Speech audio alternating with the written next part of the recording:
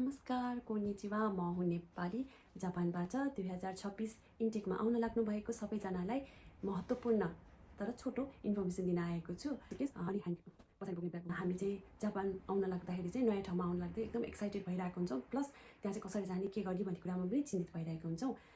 तपाईँहरूले चाहिँ सक्नुहुन्छ भनेदेखि चाहिँ आफ्नो कन्सल्टेन्सीहरूलाई टिकटमा चाहिँ कति सामान लान मिल्छ भनेर चाहिँ एकचोटि बुझ्नु होला। र सामान्यतया चाहिँ 40 केजीसम्मको सामान प्लस ह्यान्ड क्यारी पनि ल्याउन पाइन्छ।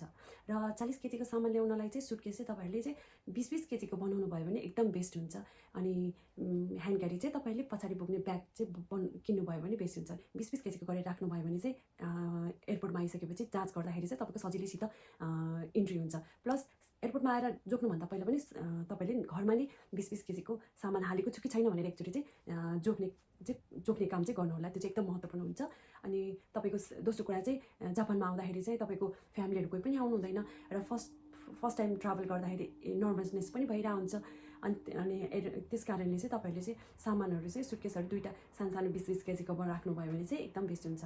प्लस पछाडि पुग्ने ब्याग ह्यान्ड क्यारी चाहिँ किन मैले पछाडिको भनेको भन्दाखेरि चाहिँ ह्यान्ड क्यारी चाहिँ तपाईँले हातमा पुग्ने अथवा सानो सुटकेस राख्नुभयो भने चाहिँ त्यसलाई पछि तपाईँहरूले सामान सबै रिसिभ गरेर जापानमा यात्रा गर्ने बेलामा चाहिँ तपाईँहरूलाई चाहिँ हात फ्री हुँदैन। हात फ्री गराउनको लागि चाहिँ पछाडि ब्याकप्याक भयो भने चाहिँ तपाईँहरूको त्यो सुटकेसलाई क्यारीहरू गर्नलाई अनि तपाईँलाई यहाँ ट्रेनमा ट्राभल गर्दाखेरि भर्याङहरू चढ्नुपर्ने पनि स्थितिहरू आउँदछ।